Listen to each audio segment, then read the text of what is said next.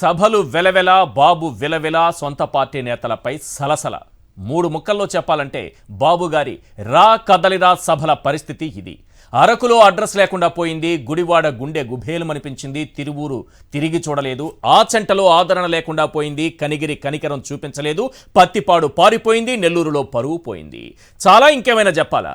లేకుంటే ఏంటి బాబు గారు, 74 ఏళ్ల వయసు వచ్చింది, ఇప్పుడు కూడా అవే గాలి మాటలు, అవే గాలి హామీలు. తమరి ఓల్డేజ్ అబద్ధాలకు జనం పడిపోతారు అనుకుంటే పొరపాటే. మిమ్మల్ని పైకి తీసుకొస్తా, మీ బతుకులు మార్చేస్తా, అందర్నీ కోటీశ్వరులను చేస్తా, ఈ జగన్ విధ్వంసం చేశాడు అని ఆ మధుర కంఠంతో అరవడం తప్ప 14 ఏళ్లు సీఎంగా ఉండి ఏం చేశావో ఒక్క సభలోనైనా చెప్పావా? 2014 నుంచి 2019 వరకు నీ పాలన చూసి ఓటేయమని ఒక్క సభలోనైనా అడిగావా? లేదే. మరి జనం ఎందుకు రావడం లేదు అని స్థానిక నేతలపై అరుపులు కేకలతో విరుచుకుపడితే ఏం లాభం బాబు గారు?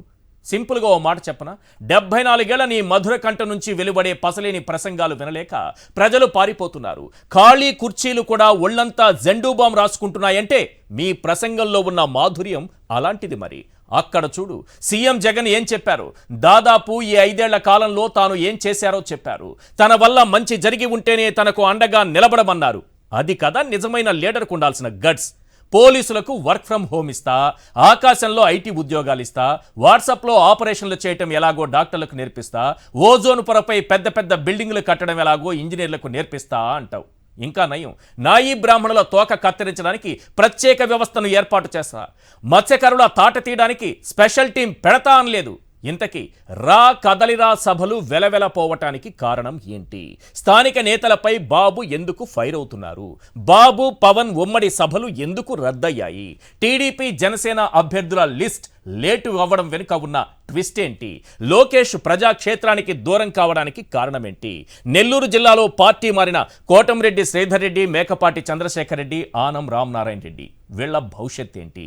ఈ అంశాలపైన మనతో మాట్లాడడానికి చర్చలో పాల్గొంటున్నారు రాష్ట్ర మంత్రివర్యులు కాకాని గోవర్ధన్ రెడ్డి గారు. Good evening sir. Good evening అండి.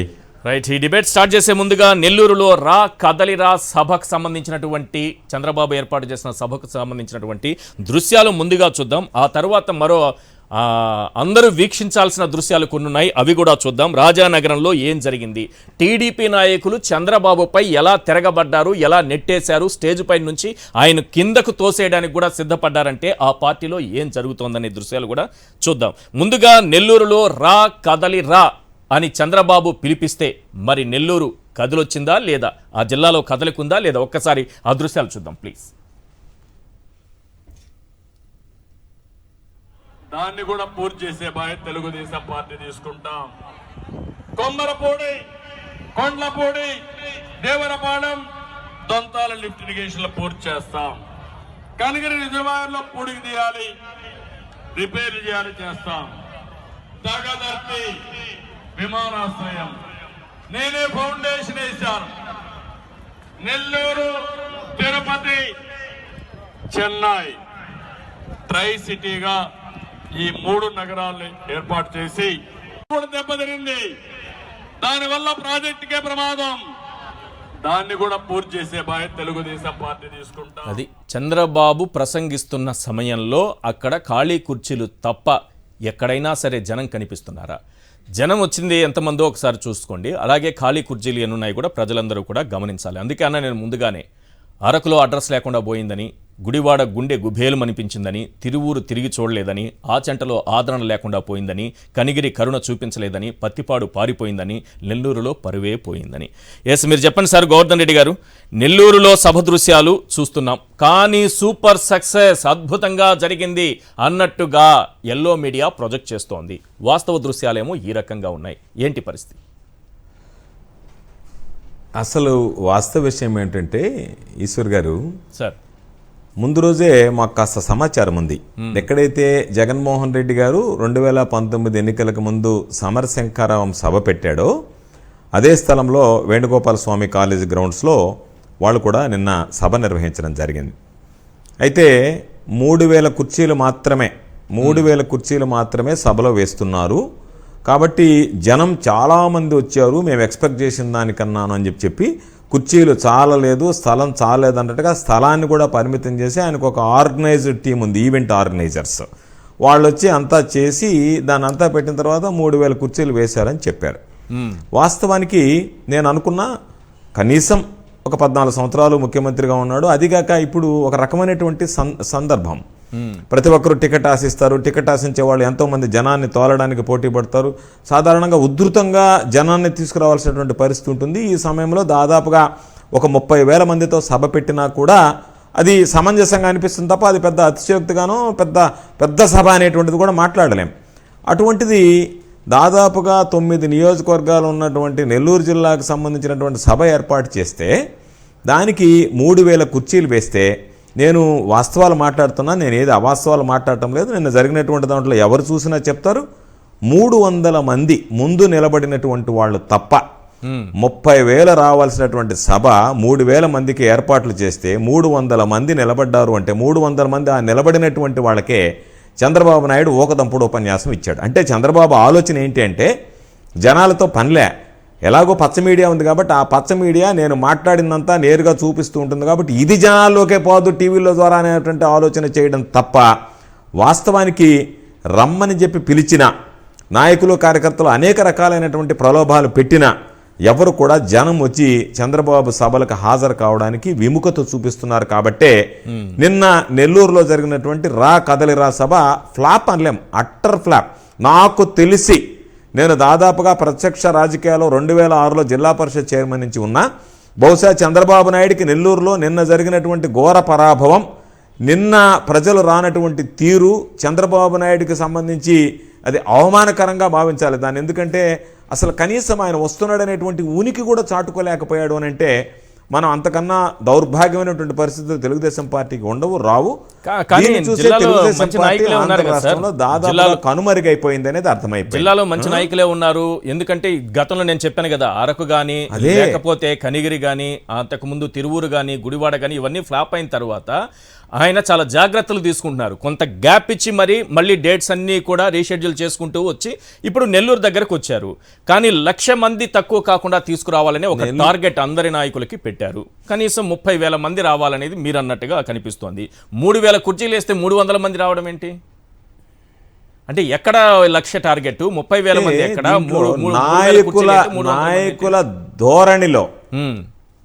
నాయకుల ధోరణిలో మార్పు ఉండవచ్చు, కానీ ప్రజల ఆలోచనలో మార్పు లేదు కదా. ప్రజలు చంద్రబాబు నాయుడిని కోరుకోవడం లేదు కదా. నాయకులు కొంతమంది స్వార్థ ప్రయోజనాల కోసం వైఎస్ఆర్ కాంగ్రెస్ పార్టీని వదిలి తెలుగుదేశం పార్టీకి వెళ్ళినంత మాత్రాన్నే చంద్రబాబు నాయుడు నాయకత్వం నెల్లూరులో బలపడింది అనేటువంటి దాన్ని ఏ ఒక్క తెలుగుదేశం పార్టీకి సంబంధించినటువంటి కార్యకర్త కూడా అంగీకరించేటువంటి పరిస్థితిలో లేడు. ఎందుకంటే ప్రజలు ఇది నెల్లూరు జిల్లా అనేటువంటిది రాజశేఖర రెడ్డి గారికి జగన్మోహన్ రెడ్డి గారికి పెట్టని కోట వంటిది. కాబట్టి అధికారంలోకి రానప్పుడు 7 సీట్లు వచ్చాయి. మొన్న బహుశా 75 సంవత్సరాల సుదీర్ఘ స్వాతంత్రానికి వచ్చినటువంటి తర్వాత చరిత్రలో నెల్లూరు జిల్లాలో అన్ని సీట్లు ఒక్క పార్టీకి రావడం అనేటువంటిది 2019లో జరిగింది. అది ఆ సీన్ మరలా రిపీట్ కాబోతుందనేటువంటిది నిన్న జరిగినటువంటి చంద్రబాబు సభతో స్పష్టమైంది. ఎందుకంటే 1,00,000 మందిని తరలించాలనేటువంటి టార్గెట్ పెట్టిన మాట వాస్తవం. నియోజకవర్గానికి 20 నుంచి 25,000 రూపాయలు అన్నారు. నియోజకవర్గానికి సంబంధించినటువంటి సమన్వయకర్తలకు ఆ పేమెంట్ కూడా చేశారు. ఇన్ని చేసినా, అన్ని రకాలైనటువంటి కార్యక్రమాలు ఏర్పాటు చేసినా, డబ్బు మద్యం అన్ని రకాలైనటువంటి బిర్యానీ ప్యాకెట్లు అన్ని పంపిణీ చేసినా సరే జనాలు కనీసం రావడానికి విముఖత చూపించారంటే, డబ్బు ఇస్తామన్నా రావడానికి విముఖత చూపించారంటేనే ఇక్కడ అర్థం చేసుకోవాల్సింది చంద్రబాబు పట్ల ఆకర్షితులు అవుతారనేటువంటిది పక్కన పెడితే చంద్రబాబు సభకు ప్రలోభాలకు కూడా లొంగి పేదవాడు కూడా రావడానికి, కూలీలు రావడానికి కూడా ఇష్టపడటం లేదు, విముఖత చూపిస్తున్నారంటే చంద్రబాబు నాయుడు పట్ల ఎంత వ్యతిరేకత ఉంది ప్రజల్లో అనేటువంటిది స్పష్టంగా మనం అర్థం చేసుకోవాల్సినటువంటి పరిస్థితి. ఎన్నికల సమయంలో 1,00,000 మంది అని చెప్పి 30,000 మందికి కనీసం తీసుకొస్తారని చెప్పి అనుకుంటే 3,000కు కుదిస్తే 300 మంది కూడా నిలబడలేదంటే ఇప్పుడు యాక్చువల్గా ఈరోజు అదే విధంగా మళ్ళీ మాట్లాడదాం. నిన్న అదే సమయంలో కోట మండల కేంద్రంలో జగన్మోహన్ రెడ్డి గారు పిలుపుతో ఇచ్చినటువంటి సామాజిక సాధికార యాత్ర, జగన్మోహన్ రెడ్డి గారు పాల్గొనలేదు, జగన్మోహన్ రెడ్డి గారు ప్రతినిధులు పాల్గొన్నారు. ఎస్సీ ఎస్టీ బీసీ మైనారిటీలకు సంబంధించి ఆయన ప్రతినిధులు పాల్గొంటే ఆ సభ బ్రహ్మాండంగా గ్రాండ్ సక్సెస్ అయింది. అంటే జిల్లాలో 2 ప్రాంతాల్లో జరిగినటువంటి సభలో చంద్రబాబు నాయుడు పాల్గొన్నటువంటి సభకు జనం లేక అట్టర్ ఫ్లాప్ అయితే, జగన్మోహన్ రెడ్డి గారి ప్రతినిధులుగా పాల్గొన్నటువంటి వ్యక్తులు ఏర్పడినటువంటి సభకి వైఎస్ఆర్ కాంగ్రెస్ పార్టీకి సంబంధించి విశేషంగా ప్రజాదరణ ఉంది కాబట్టి విశేషంగా ప్రజలు వచ్చి దాన్ని జయప్రదం చేశారంటేనే చంద్రబాబు నాయుడు నేరుగా వచ్చిన జనాలు పలకరించడం లేదు, జగన్మోహన్ రెడ్డి గారి పిలుపుకు స్పందిస్తున్నారనేటువంటిది స్పష్టంగా నెల్లూరు జిల్లాలో నిన్న అర్థమైపోయినటువంటి పరిస్థితి. రైట్, ఇక్కడ ప్రధానమైన పాయింట్ ఇంతకుముందు నేను చెప్పిందే, ఆల్రెడీ టీడీపీకి సంబంధించిన నాయకులు ఉన్నారో వాళ్ళు కాకుండా మీ పార్టీ నుంచే ముగ్గురు వెళ్ళారు టీడీపీలోకి. ఆనం రామనారాయణ రెడ్డి వెళ్ళారు, కోటంరెడ్డి శ్రీధర్ రెడ్డి వెళ్ళారు, మేకపాటి చంద్రశేఖర్ రెడ్డి వెళ్ళారు, ముగ్గురు వెళ్ళారు. ఈ నాయకులందరూ కూడా జన సమీకరణకి పనికిరాలేదా? అంటే నేను మొదటి నుంచి ఒక ఆర్గ్యుమెంట్ ఉందండి నాది, అందరికీ చెప్పేటువంటి ఆర్గ్యుమెంట్ ఇది. ఎవరమైనా సరే జగన్మోహన్ రెడ్డి గారి పక్కన ఉంటే దానికి విలువ. అందుకే ఎవరైనా ఎన్ని అనుకున్నా సరే వెంట్రుకలు తల మీద ఉన్నంత వరకే అందం, దానికి రంగేస్తాము, చౌరు పెడతాము, దువ్వుతాము, అన్నీ చేస్తాం, దానికి రకరకాలుగా చూస్తాం. ఒక్కసారి కత్తిరేసి అక్కడి నుంచి విడిపోయిందంటే దరిద్రం ఇంట్లో ఉండకూడదని చెప్పి బయట పారేస్తాం. కాబట్టి ఏ వస్తువు ఎక్కడుంటే వాటికి ఆ అందమో, ఆ హుందాతనమో, ఆ గౌరవం ఉంటుంది తప్ప అక్కడి నుంచి విడిపోయిన తర్వాత ఆ గౌరవం అనేటువంటిది కోల్పోతారు. కాబట్టి ఎవరైనా బలము అంటే అది నా బలము, నా నాయకత్వం అనుకోవడం చాలా పొరపాటు. జగన్మోహన్ రెడ్డి గారి బలం, వైఎస్ఆర్ కాంగ్రెస్ పార్టీ పవర్ ఇవన్నీ ఉన్నాయి కాబట్టి మనం బలమైనటువంటి నాయకులుగా చాలామంది అయ్యాం. ఈరోజు అక్కడి నుంచి వేరుపడిన తర్వాత ఒక బలహీనమైనటువంటి వ్యక్తితో అంటకాగేటప్పుడు వీళ్ళు బలహీనలు అవుతారు తప్ప వీళ్ళు బలవంతులు అవుతారనేటువంటిది అసలు ఆ వాస్తవమా, ఆ సిద్ధాంతానికే మనం ఆలోచన చేయాల్సినటువంటి పని లేదు. కాకపోతే చంద్రబాబు నాయుడికి పాపం ఏ విధంగా ఉందంటే, ఎడారిలో ఒయాసిస్ లాగా నెల్లూరు జిల్లాలో ఎవరూ లేకపోతే వీళ్ళు దొరికారు కదా, వీళ్ళని పట్టుకుని నేను ఏదో కుక్క తోక పట్టుకొని గోదావరి ఎదాలు అనే సామెతగా వీళ్ళని పట్టుకొని నేను ఏదన్నా బయటపడగలనా నెల్లూరు జిల్లాలో అనేటువంటి ఆలోచన చేయడం తప్ప ఎవరు వెళ్ళినా ఎవరు ఉన్నా ఇక్కడ ప్రజలు చూసేది కానీ అందరూ ఆలోచించేది కానీ జగన్మోహన్ రెడ్డి గారి నాయకత్వాన్ని. జగన్మోహన్ రెడ్డి గారికి ఓటేస్తామంటారు తప్ప ఎవరైనా పోయి ఇంకొక వ్యక్తికి ఓటు వేస్తామని చెప్పరు. ఈరోజు కూడా ఎవరన్నా మాట్లాడితే రామారావు టైం నుంచి తెలుగుదేశం పార్టీ అంటారు, చంద్రబాబు పేరు ఉచ్చరించడానికి కూడా ఇష్టపడరు ఎవరన్నా ఆ 10% ఉండేటువంటి వాళ్ళు కూడా. అదే మిగతా మెజారిటీ మెంబర్స్, మహిళల దగ్గరికి పోదాం, అన్ని వర్గాల దగ్గరికి పోయినా, యూత్ దగ్గరికి పోయినా, ఎవరి దగ్గరికి పోయినా జగన్కి మేము ఓటేస్తామంటారు. అది ఒక వ్యక్తి సంపాదించుకున్నటువంటి 5 సంవత్సరాల్లో పరిపాలించినటువంటి ఆయన అనుభవం, ప్రజల పట్ల ఆయన చూపించినటువంటి చొరవ, ప్రజలకు ఆయన ఇచ్చినటువంటి సంక్షేమ కార్యక్రమాలు, చిత్తశుద్ధితో పనిచేశాడు కాబట్టి ఆయన నాయకత్వ పటిమని ప్రజలు గుర్తించారు, నాయకత్వ లక్షణాలను గుర్తించారు. ఈరోజు ఆయన నాయకత్వానికి జేజేలు పలికేటువంటి పరిస్థితి ఆంధ్ర రాష్ట్రంలో ఏర్పడింది. రైట్, ఆ ముగ్గురు పరిస్థితి ఏంటో చెప్పండి. అసలు వాళ్ళు టీడీపీలోకి వెళ్ళారు, ఇక్కడ నుంచి ఇక్కడ సస్పెండ్ చేశారని అక్కడికి పోయారు, అక్కడ ఉన్నారు, అక్కడ కూడా గెలిచే పరిస్థితి లేదా? మీరేమో క్లీన్ స్వీప్ ఈసారి కూడా అని అంటున్నారు. నేను ఖచ్చితంగా పదే పదే చెప్తున్నా, మరలా చెప్తున్నా, 2019 సీన్ రిపీట్ అవుతుంది. 2019లో YSR Congress party B form తీసుకొచ్చినటువంటి అభ్యర్థులు 10 మంది విజయం సాధించినట్టుగానే 2024లో జగన్మోహన్ రెడ్డి గారి దగ్గర బీ ఫారం అందుకున్నటువంటి సభ్యులందరూ పోటీ చేసేటువంటి ప్రతి వ్యక్తి ఘన విజయం సాధిస్తాడు, దానిలో ఏమీ అనుమానం లేదు. కాకపోతే పాపం చంద్రబాబు నాయుడు వాపును చూసి బల్పు అని చెప్పి భ్రమపడుతున్నాడు. వీళ్ళందరూ రకరకాలైనటువంటి ఊహాగానాల్లో ఉన్నారు. ఓటర్ అనేటువంటి వాడు దాదాపుగా డిసైడ్ అయిపోయాడు. ఎన్నికలకి 2-3 నెలల ముందే లేదు ఈసారి మరలా జగన్మోహన్ రెడ్డి గారే రావాలా, మరలా జగన్మోహన్ రెడ్డి గారు రావాలా అని చెప్పినటువంటి ఆలోచనకు వచ్చేసాడు. కాబట్టి వెళ్ళిపోయినటువంటి వాళ్ళు కూడా పశ్చాత్తాప పడేటువంటి సమయం బహుశా నేను అనుకుంటా పశ్చాత్తాప పడుతుంటారని.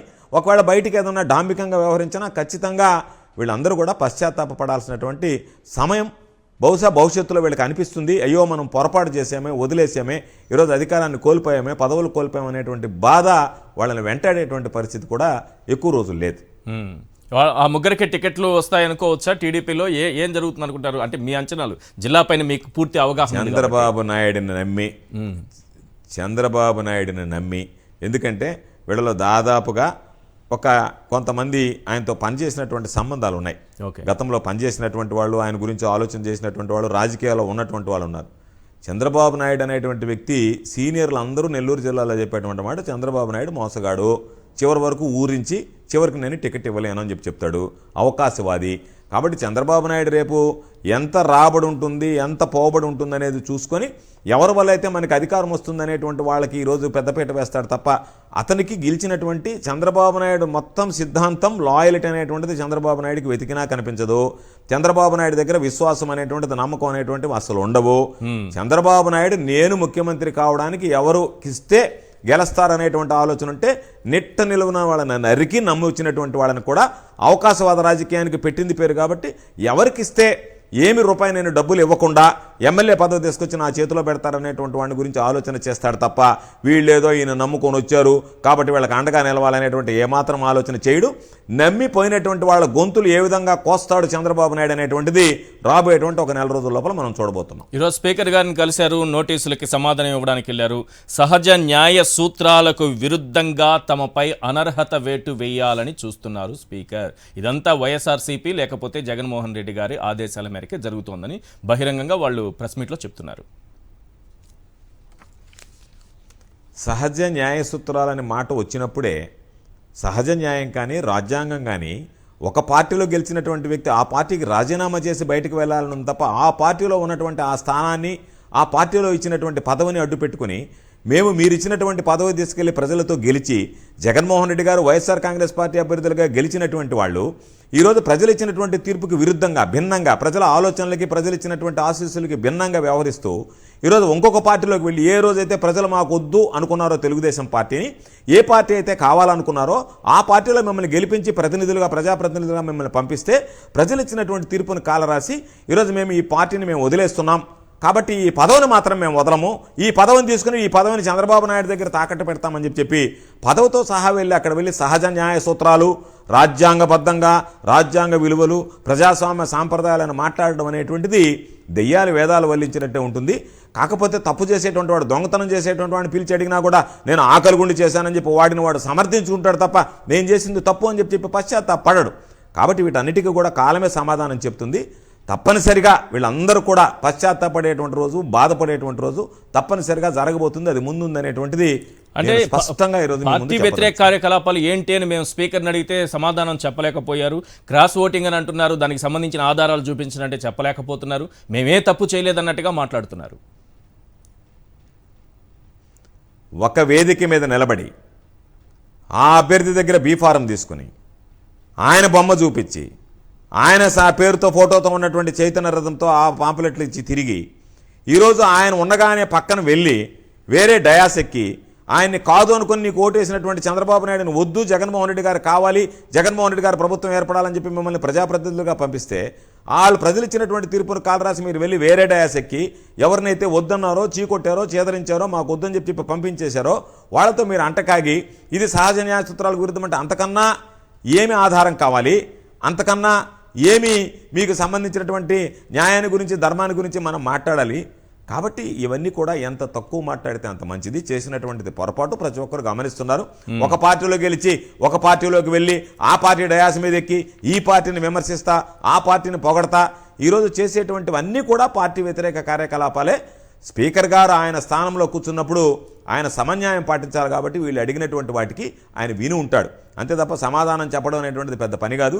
స్పీకర్ గారు కూడా అనుభవజ్ఞుడు కాబట్టి వీళ్ళు అడిగినటువంటి ప్రశ్నలకి అన్నిటికీ ఎవడైనా సమాధానం చెప్పగలడు. సామాన్య మానవుడు మాట్లాడుతున్నాడు. ఈరోజు స్పీకర్ గారు దాకబడే స్పీకర్ గారికి చాలా రాజకీయ పరిణితి ఉంది, అనుభవం ఉంది. ఆయన సమాధానం చెప్పలేకపోయేటువంటి పనే ఉండదు. సాధారణ పౌరుడు అడుగుతున్నాడు, మేము ఓటేసింది మీకు వైఎస్ఆర్ కాంగ్రెస్ పార్టీలో ఉండమని, మీరు వెళ్ళిపోయినప్పుడు ఆ పార్టీతో పాటు ఆ పదవిని కూడా వదలకుండా మీరు జగన్మోహన్ రెడ్డి గారిని వదిలిపెట్టి పార్టీని మాత్రం మీరు తీసుకెళ్లి చంద్రబాబు నాయుడు దగ్గర తాకట్టు పెట్టారనేటువంటిది ఈరోజు ప్రజలు సామాన్యుడు ప్రశ్నిస్తున్నాడు. దానికి సమాధానం చెప్పానండి వీళ్ళందరినీ. వ్యవసాయం పైన మీరు చంద్రబాబుకి సవాల్ విసిరారు. ఏంటి ఆ సవాల్ ఏంటి, ఆ ఉద్దేశం ఏంటి? నేను చంద్రబాబు నాయుడు పదే పదే అనేక ప్లాట్ఫామ్స్ మీద ఈ రాష్ట్రంలో వ్యవసాయ శాఖను మూసేశారు అన్నాడు.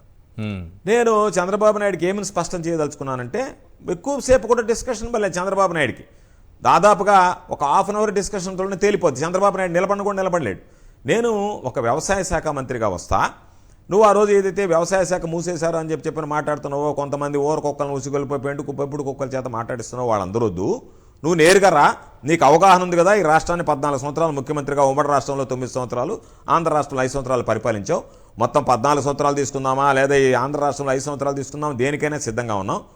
మేము వ్యవసాయ విధానంలో తీసుకొచ్చినటువంటి మార్పులు, రైతులకు అండగా నిలిచినటువంటి విధానం, నీ హయాంలో జరిగినటువంటి ఘోరమైనటువంటి దుర్భరమైనటువంటి నీ విధానాలు, రైతుల పట్ల నువ్వు అనాలోచితంగా తీసుకున్నటువంటి నిర్ణయాలు, వాళ్ళని ఎన్ని రకాలైనటువంటి ఇబ్బందులకు గురి చేసింది అనేటువంటి దాని మీద మాట్లాడదాం రమ్మంటే నేను చంద్రబాబు నాయుడికి అనేక సందర్భాల్లో ఛాలెంజ్ విసిరా, 3 సార్లు ఛాలెంజ్ విసిరా. ఇప్పటికి రా, నువ్వేదో మాట్లాడడం పారిపోవడం కాదు కదా, మన ఇద్దరం కలిసి కూర్చుంటే ఏమి జరిగిందనేటువంటిది రైతుల సమక్షంలో చర్చిస్తే ప్రజలకు ఒక అవగాహన ఉంటుంది, నీకు ఒక అవగాహన ఉంటుంది. నీకు మతిమరుపు ఉంది కాబట్టి బహుశా ఆ మతిమరుపు వ్యాధిలో మేమేమి చేయలేములే అనేటువంటి, మేము చేసినవి కూడా నీకు గుర్తు రావడం లేదేమో, మర్చిపోతున్నాము, ఒకసారి నీకు గుర్తు చేద్దామంటే చంద్రబాబు నాయుడు ఆ సవాల్ని స్వీకరించేటువంటి పరిస్థితిలో లేడు. కాబట్టి చంద్రబాబు నాయుడు పరిస్థితి ఏంటంటే ఏదో ఒకటి బురద జల్దాం, కడుక్కుంటారు, మనం వెళ్ళిపోదాం అనేటువంటిది కాకుండా ఈరోజు మేము అడుగుతున్నాం, వ్యవసాయ విధానంలో మేము తీసుకొచ్చినటువంటి మార్పుల మీద మాట్లాడేటువంటి ధైర్యం, దమ్ము చంద్రబాబుకు ఉందా? ఉంటే చంద్రబాబు నాయుడు బహిరంగ చర్చకు వస్తే రైతులకి ఒక స్పష్టమైనటువంటి విధానం వస్తుంది. ఎస్, చంద్రబాబు నాయుడు ఇది చేశాడు, జగన్మోహన్ రెడ్డి గారు ఇది చేయలేకపోయాడు. లేదు, జగన్మోహన్ రెడ్డి గారు ఇది చేశాడు, చంద్రబాబు నాయుడు ఇది చేయలేకపోయాడు. మేము ఒక పక్క మనం కూర్చొని చర్చిద్దాము అంటే నువ్వు ఎందుకు పారిపోతున్నావు అంటే దాని అర్థం నీకు చెప్పేటువంటి ధైర్యం లేదు కాబట్టి, చెప్పడానికి ఏమీ లేదు కాబట్టి, చెప్పేటువంటి సాహసం చేయలేవు కాబట్టి, చెప్తే నీ ముఖాన రైతులు ఉమ్మేస్తారు కాబట్టి ఈరోజు నువ్వు ఎక్కడ కూడా నీ ముఖం బయట చూపించడానికి వీలు లేక ఆ చర్చకి నేను పిలిచిన పదే నువ్వు కోరుకున్న దగ్గరికి అన్నాం. నువ్వు ఎక్కడ పెట్టుకుంటే అవకాశం ఇచ్చాం. మేము కోరుకున్న దగ్గరికి నిన్ను రమ్మంటంలే. స్థలము, తేదీ, వేదిక అన్నీ నువ్వు ఖరారు చేస్తే అక్కడికి వచ్చి మేము మాట్లాడతామంటే నీకు అనుకూలమైనటువంటి గ్రామంలోనే పెట్టు, నీకు అనుకూలమైనటువంటి ప్రదేశంలో పెట్టు, నీకు అనుకూలమైనటువంటి స్థలంలో పెట్టు, నీకు అనుకూలమైనటువంటి సమయంలో పెట్టు.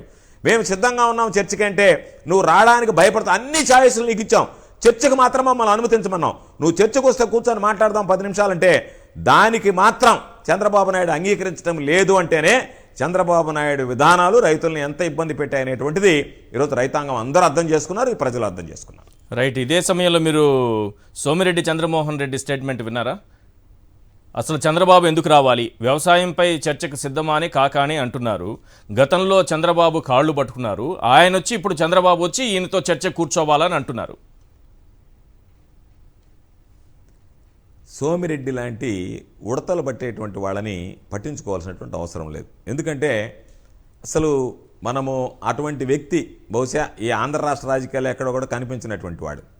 కాబట్టి ఎంతోమంది వచ్చి నా కాళ్ళు పట్టుకున్నా, నా కాళ్ళు కడగడానికి ప్రయత్నం చేసినా నేను వాళ్ళ పేర్లు చెప్పడం మర్యాదగా ఉండదు కాబట్టి చెప్పడం లేదు. కానీ జగన్మోహన్ రెడ్డి గారి నాయకత్వాన్ని వదిలి వెళ్ళడానికి ఇష్టపడలే. జగన్మోహన్ రెడ్డి గారి నాయకత్వం వెంట నేను నడవాలనుకున్నాం, జగన్మోహన్ రెడ్డి గారి నాయకత్వాన్ని నమ్ముకున్నాం. అంతే తప్ప మిగతా వాళ్ళలాగా సోమిరెడ్డిలాగా ఇంకొకటిలాగా పగడు ఒకటితో రాత్రి ఒకటితో మాట్లాడాల్సినటువంటి అవసరంలే. చంద్రబాబు నాయుడు లాగా వెళ్ళి చీకట్లో చిదంబరం కాళ్ళు, సోనియా గాంధీ కాళ్ళు పట్టుకోవాల్సినటువంటి అవసరం అంతకనాలే. కాబట్టి సోమిరెడ్డి లాంటి వాడికి నీతి మాలినటువంటి వాడు. ఎందుకంటే ఆవు చేలో మెస్తే దూడగట్టున మీద చంద్రబాబు నాయుడు లాంటి దగ్గర తీరినటువంటి ఈ వెధవలంతా ఇదిగో మామూలుగా సౌడదద్దమ్మలు ఈ విధంగా మాట్లాడడం తప్ప నేను అడిగిన దానికి సమాధానం చెప్పమన్నా ఇవారే ఫెయిల్యూర్ మినిస్టర్, నువ్వు వ్యవసాయ శాఖకు పనికిరాలే, నువ్వు ప్రజల్లో గెలవలే, నా మీద ప్రజలు నాకు ఓటేస్తే నువ్వు నాతో పోటీ చేసి ఓడిపోయావు, దొడ్డిదారిన వ్యవసాయ శాఖ మంత్రి అయ్యావు, నువ్వు ఏమి చేసావు అనేటువంటి దాన్ని అసలు నీకు అవగాహన లేదు వ్యవసాయం మీద. ఎప్పుడు వ్యవసాయాన్ని గురించి పోయినటువంటి వాడు కాదు, పొలాలు కూడా పోయినటువంటి వాడు కాదు. నువ్వు ఎక్కడన్నా ఖాళీ పొలాలు చూస్తే లేఅవుట్లు వేసుకొని దొంగతనంగా అమ్ముకోవడం తప్ప, లేదా ఎవరన్నా దొంగతనంగా పొలాలు వేరే వాళ్ళకి లేచి కోర్టులో కేసు వేయించుకొని కోర్టు ద్వారా ఎఫ్ఐఆర్లు కట్టించుకునేటువంటి వాడివి తప్ప వ్యవసాయాన్ని గురించి పట్టించుకోలేనటువంటి ఇటువంటి దద్దమ్మలు మాట్లాడేటువంటి మాటలకు సమాధానం చెప్పాల్సినటువంటి అవసరంలే. ఆయన ఎందుకు రావాలి అంటే ఆయన ఎందుకు మాట్లాడుతున్నాడు? మాట్లాడకుండా ఉండొచ్చు కదా. ఆయన మాట్లాడుతున్నాడు కాబట్టి ఆయన పిలిచాం.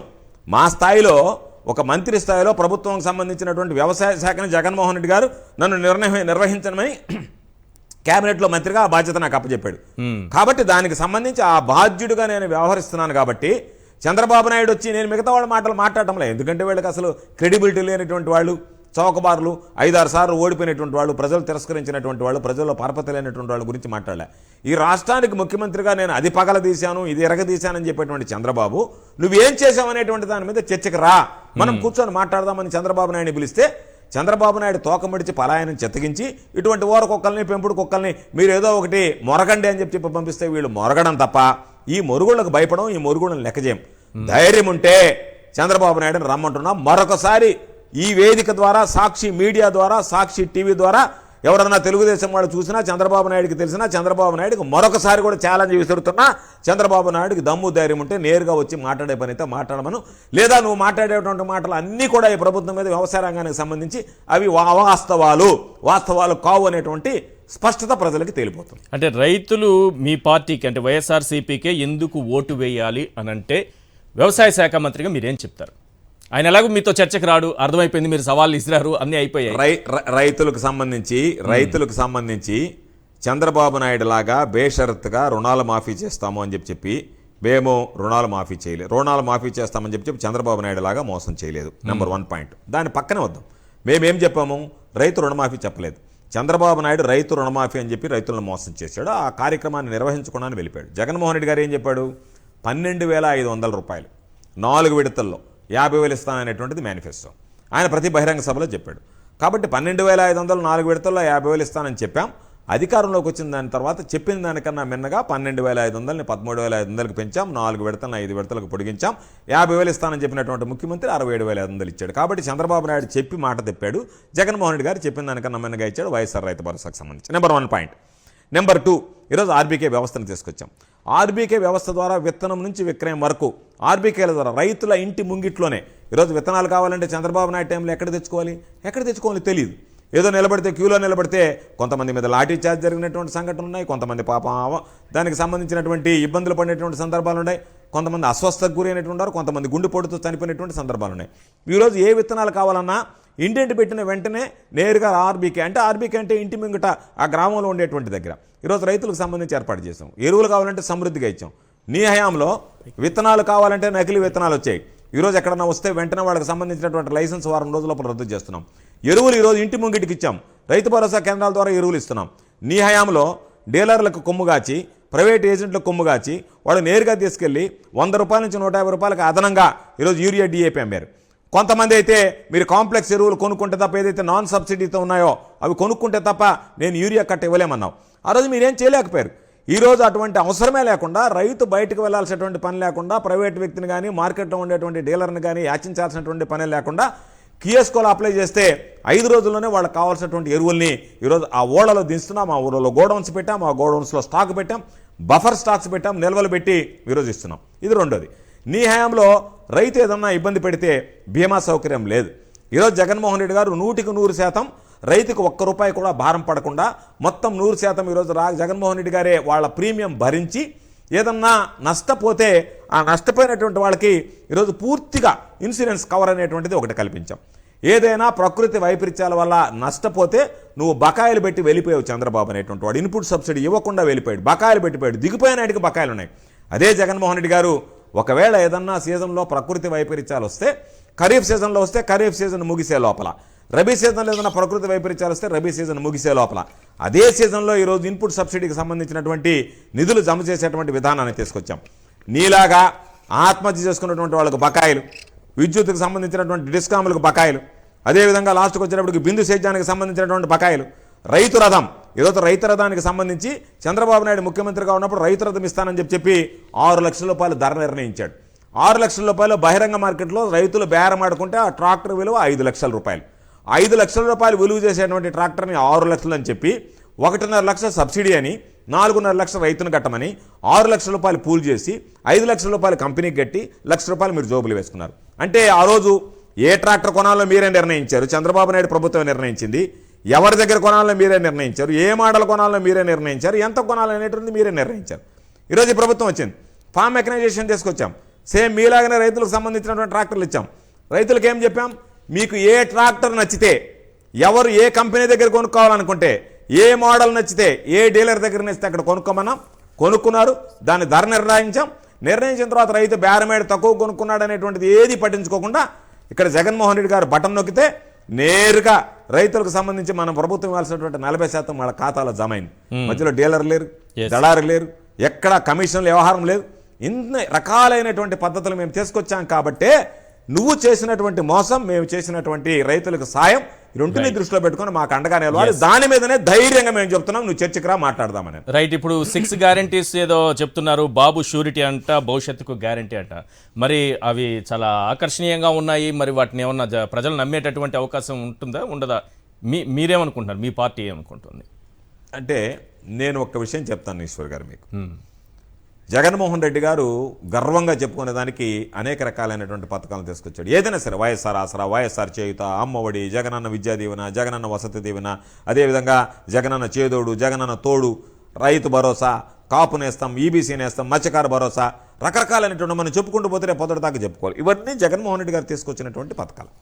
చంద్రబాబు నాయుడు పక్క జిల్లాలో మహిళలకు ఉచితంగా బస్సు సౌకర్యం కల్పిస్తే అది నేను ఇస్తానంటాడు. జగన్మోహన్ రెడ్డి గారు అమ్మఒడి 15,000 రూపాయలు ఇస్తే అందరి బిడ్డలకి నేను 15,000 ఇస్తానంటాడు. ఇంటికి జగన్మోహన్ రెడ్డి గారు 13,500 రైతు భరోసా ఇస్తే నేను 20,000 ఇస్తానంటాడు. అంటే చంద్రబాబు నాయుడు కాపీ క్యాట్ లాగా కాపీ కొట్టడం తప్ప ఒక్కటి కూడా ఈ ప్రజలకి ఏం అవసరం, ఈ సమాజానికి ఏం అవసరం, ఏ వర్గానికి ఏం అవసరం అనేటువంటిది అది ఆలోచన చేసి 14 ఏళ్ళు నేను ముఖ్యమంత్రిగా ఉన్నా, 45 సంవత్సరాల ఇండస్ట్రీ అని చెప్పుకునేటువంటి వాడు కనీస పరిజ్ఞానం లేకుండా ప్రవర్తిస్తున్నాడు. కాబట్టి జగన్మోహన్ రెడ్డి అనేటువంటి వ్యక్తి చెప్పేటువంటి వాటిని కాపీ కొట్టడమో, పక్క రాష్ట్రాలు ఉండేటువంటి కాపీ కొట్టడమో తప్ప నీ బుర్రలో ఒక్క ఆలోచన కూడా రానటువంటి నువ్వు అసలు ఏ దానికి నువ్వు గ్యారంటీ ఇచ్చావు, దేనికి నువ్వు షూరిటీ ఇవ్వగలిగావు, గతంలో ఎన్ని రకాలైనటువంటి చెప్పావు, రుణమాఫీ దగ్గర నుంచి, రైతుల రుణమాఫీ దగ్గర నుంచి, మహిళల రుణమాఫీ దగ్గర నుంచి, ఇంటికి ఒక ఉద్యోగం దగ్గర నుంచి, నిరుద్యోగ వృత్తి దగ్గర నుంచి అనేక రకాలైనటువంటి షూరిటీలు ఇచ్చి ఆ షూరిటీలకే గ్యారంటీ ఇవ్వలేనటువంటి వాడివి. ఈరోజు నీకు అధికారం వస్తుందా అనేటువంటి షూరిటీ లేనటువంటి వాడివి, అధికారాన్ని నేను నమ్మి ప్రజలు ఇవ్వడానికి గ్యారంటీగా నువ్వు అధికారం ఇవ్వడానికి నీకు ప్రజలు సిద్ధంగా లేనటువంటి వాడివి. నువ్వు నేను షూరిటీ, బాబు షూరిటీ, భవిష్యత్తుకి బాబుకే షూరిటీ లేదు, బాబు భవిష్యత్తుకే గ్యారంటీ లేదు, నీకే షూరిటీ లేక, నీ భవిష్యత్తుకే గ్యారంటీ లేక, నీ భవిష్యత్తే అగమగోచరంగా తయారైతే నువ్వు ప్రజలకేమి గ్యారంటీ ఇస్తావు, ప్రజలకేమి షూరిటీ ఇస్తావు? కాకపోతే ఎవడో సినిమా హెడ్డింగ్లు ఇస్తాడు కాబట్టి ఆ సినిమా హెడ్డింగ్లు పెట్టుకొని తిరగడం తప్ప చంద్రబాబు నాయుడు ఇచ్చేటువంటి క్యాప్షన్స్ కానీ, చంద్రబాబు నాయుడు స్కీమ్స్ కానీ ప్రజల్లో ఎటువంటి ప్రభావం చూపించడం. మీరేం చెప్తారు సార్? కాకాని గోవర్ధన్ రెడ్డి గారు, కోర్టులోనే కాదు ప్రజా కోర్టులోనూ పరాభవం పరాజయం రెండూ తప్పదనుకుంటున్నారా వీళ్ళకి? ఎస్, ఈ లంచ్ మోషన్లో ఈరోజు మూవ్ చేసినప్పుడు వాళ్ళు చెప్పినటువంటి సహజ న్యాయ సూత్రాలు, వాళ్ళు చెప్పినటువంటి రాజ్యాంగ విలువల ప్రకారమే ఏదైనా సరే వ్యవస్థ నడుస్తుంది. వీళ్ళకి హైకోర్టు అనేటువంటిది కాదు కదా, ఎక్కడ కూడా ప్రజా కోర్టులో కానీ, లేదా చట్టసభల్లో కానీ, లేదా వాళ్ళకు ఉన్నటువంటి న్యాయానికి సంబంధించినటువంటి ఫారంలో కానీ, న్యాయ వ్యవస్థలో కానీ ఎక్కడ కూడా వాళ్ళకి ఎటువంటి రిలీఫ్ ఉండదు. కాబట్టి వీళ్ళు చేసింది తప్పు అనేటువంటిది ప్రతి పౌరుడు అనేటప్పుడు వాళ్ళు నోటుకుండా వచ్చినటువంటి సహజ న్యాయ సూత్రాలుగా వాళ్ళు చేసేది విరుద్ధంగా వ్యవహరిస్తే ఏ కోర్టులు కూడా వాళ్ళు చేసేటువంటి అన్యాయాలని, దుర్మార్గాల్ని సహించేటువంటి పరిస్థితి ఉండదు. ప్రజా కోర్టులు ఏమవుతుంది? ఈ కోర్టులో ఏదో ఒకటి కోర్టు నిర్ణయిస్తుంది, కానీ ప్రజా కోర్టులు ఏమవుతుంది చెప్పండి? తప్పనిసరిగా మనం ముందే మాట్లాడుకున్నట్టుగా ప్రజా కోర్టులో నుంచి వెళ్ళిపోయారు. ప్రజా కోర్టులో నుంచి దాదాపుగా ప్రజాక్షేత్రం ప్రజా కోర్టులో నుంచి వెళ్ళిపోయారు. కాబట్టి ఈరోజు న్యాయస్థానానికి సంబంధించినటువంటి కోర్టులని ఈరోజు వెళ్ళేటువంటి పరిస్థితి ఉంది. వాళ్ళకి ప్రతి దగ్గర చొక్కెదురవుతుంది అనేటువంటి దాంట్లో మనం ప్రత్యేకించి ఆలోచన చేయాల్సినటువంటి అవసరమే లేదు. రైట్. జనసేన అలాగే టీడీపీ ఈ రెండూ కలిసి కొన్ని అంశాలలో ఆడుతున్నటువంటి డ్రామాలకు సంబంధించి ఏదో అరకు, మండపేట ఈ స్థానాలను చంద్రబాబు ప్రకటించారు కాబట్టి నేను కూడా 2 స్థానాలు ప్రకటించేస్తున్నాను అంటూ రాజానగరానికి సంబంధించినటువంటి స్థానాన్ని ఒకటి పవన్ కళ్యాణ్ ప్రకటించారు. అంటే ఇద్దరూ మాట్లాడుకొనే ఇది చేస్తున్నారు, ఇద్దరికీ తెలుసు. ఎందుకంటే అక్కడ వ్యతిరేకత రాకుండా ఉండాలంటే ఇద్దరు ఏదో ఒకరిపైన ఒకరు కోపం ఉన్నట్టు, నువ్వు అలా ప్రకటించావు కాబట్టి నేను ఇలా ప్రకటిస్తానని ఈయన ప్రకటించినట్టు, అంటే క్యాడర్ని ఒక రకంగా మోసం చేయడానికి ఒక కుట్ర చేస్తే ఈరోజు రాజానగరంలో ఏం జరిగింది? జనసేనకు టికెట్ అంటే పవన్ కళ్యాణ్ టికెట్ ప్రకటించుకోవడంతో అక్కడ బొడ్డు వెంకటరమణ వర్గీయులు ఆందోళనకు దిగారు. ఒక్కసారి ఆ దృశ్యాలు ప్లే చేయండి, ఎంత దారుణంగా ఉన్నాయో. చంద్రబాబుని స్టేజ్ పై నుంచి కూడా నెట్టేసేటటువంటి పరిస్థితి ఏర్పడింది. ఇంతకాలం వీళ్ళిద్దరూ కలిసి చంద్రబాబు, పవన్ కళ్యాణ్ సీట్ల విషయం ఈ రోజుకి తేల్చలేదు. జనసేనకి ఎన్ని టికెట్లు, ఎన్ని సీట్లు ఇస్తారో ఇప్పటి వరకు టీడీపీ తేల్చలేదు. ఆయన చుట్టూ పవన్ కళ్యాణ్ తిరుగుతున్నారు. ఓ రకంగా తన పార్టీ నాయకుల్ని, కేడర్ని మోసం చేస్తున్నారు. 68 సీట్లకి నేను లిస్ట్ ఇచ్చానని. కానీ చంద్రబాబు కేవలం 15 స్థానాలకు మాత్రమే ఇప్పటి వరకు ఓకే చెప్పారని ఓ దినపత్రికలో, వారి పత్రికలోనే, ఆ పార్టీకి సంబంధించినటువంటి నాయకుడు నడుపుతున్నటువంటి పత్రికలోనే వచ్చింది. ఇదే సమయంలో చంద్రబాబు 2 స్థానాలు ప్రకటించేసుకున్నారు. నువ్వెలా 2 స్థానాలు ప్రకటిస్తావు? పొత్తు ధర్మాన్ని ఈ రకంగా ఉల్లంఘిస్తావా? చూడు, నేను కూడా 2 స్థానాలు ప్రకటించుకుంటున్నానని. ఒకటి రాజోలు, రెండోది రాజానగరం. ఈ 2 స్థానాలను కూడా పవన్ కళ్యాణ్ ప్రకటించేశారు. ఇదంతా కూడా ఇద్దరు కలిసి ఆడుతున్నటువంటి డ్రామాలు. ఇక్కడ టీడీపీ నాయకులు ఈ 2 నియోజకవర్గాల్లో అసమ్మతి తెలపకుండా ఉండడం కోసం పవన్తో ప్రకటించేసినట్టు డ్రామాలు ఆడించారు చంద్రబాబు. ఇది బొడ్డు వెంకటరమణ వర్గీయులకు బాగా అర్థమైంది. 2-3 రోజుల నుంచి నేను చెబుతున్న విషయం ఇదే. ఈ రోజు చంద్రబాబు పైన ఏ రకంగా దాడి జరిగిందో చూడండి. అలా జరగాలని కోరుకోవడం కాదు, వీళ్ళు చేస్తున్నటువంటి మోసాలు ఏ రకమైనటువంటి మోసం చేస్తున్నారు క్యాడర్ను చంద్రబాబు పవన్ కళ్యాణ్ ఇద్దరూ కలిసి. పవన్ కళ్యాణ్ ఏ రకంగా అమ్ముడుపోయి ఈ రకమైనటువంటి చంద్రబాబు చెబుతున్నటువంటి సూచనల ప్రకారం ఇక్కడ 2 స్థానాలను ప్రకటించుకోవడం. చంద్రబాబు చెబితేనే ఆ 2 స్థానాలను ఆయన ప్రకటించారు. ఇక్కడ టీడీపీ నుంచి ఎటువంటి వ్యతిరేకత రాకుండా ఉండడం కోసం చంద్రబాబు వేసినటువంటి ప్లాన్. 74 ఏళ్ల వయసులో ఈయన ప్లాన్ వేస్తే అక్కడున్న యువతకు ఆ మాత్రం తెలియదా? ఏ రకంగా ఎదురుదాడి చేశారో చూడండి చంద్రబాబు పైన. రేపు జరగబోయే వీళ్ళ టికెట్ల పంపిణీ పంచాయతీకి సంబంధించి ఇది మొట్టమొదటి దృశ్యం. రేపు ఏం జరగబోతోందనేది మీ ఊహకే వదిలేస్తున్నాను. ఎందుకంటే వైఎస్ఆర్సీపీలో ఆ స్థానం నుంచి ఈ స్థానానికి ఎవరినో ఎమ్మెల్యేలను మార్చారు, ఆ స్థానం నుంచి ఈ స్థానానికి ఒకరిని మార్చారు, ఒకరికి టికెట్ లేదని చెప్పారు. దాన్ని పెద్ద విషయంగా చూపించి ఇక్కడ చెల్లని వాడు అక్కడికి వెళ్తే చెలతాడా, ఇక్కడ చెత్త అయితే అక్కడ బంగారం అవుతుందా, ఇలాంటి మాటలు మాట్లాడి సొంత పార్టీలో ఏం జరుగుతోందన్న విషయాన్ని మాత్రం కప్పిపుచ్చాలని చంద్రబాబు చేసినటువంటి ప్రయత్నం ఆ ఒక్క దృశ్యంతో అంతా బహిర్గతమైపోయింది. చంద్రబాబు మీద దాడి అని చెప్పొచ్చు ఇది ఓ రకంగా. చంద్రబాబును స్టేజ్ పై నుంచి తోసేయడానికి అక్కడ వాళ్ళంతా వచ్చారు, ఉద్రిక్తత సృష్టించారు. చంద్రబాబు మీద ఆల్మోస్ట్ దాడి చేసినంత పని చేశారు. ఆయనకి Z+ కేటగిరీ సెక్యూరిటీ ఉంటుంది, పెద్ద స్థాయిలో సెక్యూరిటీ కూడా ఉంటుంది.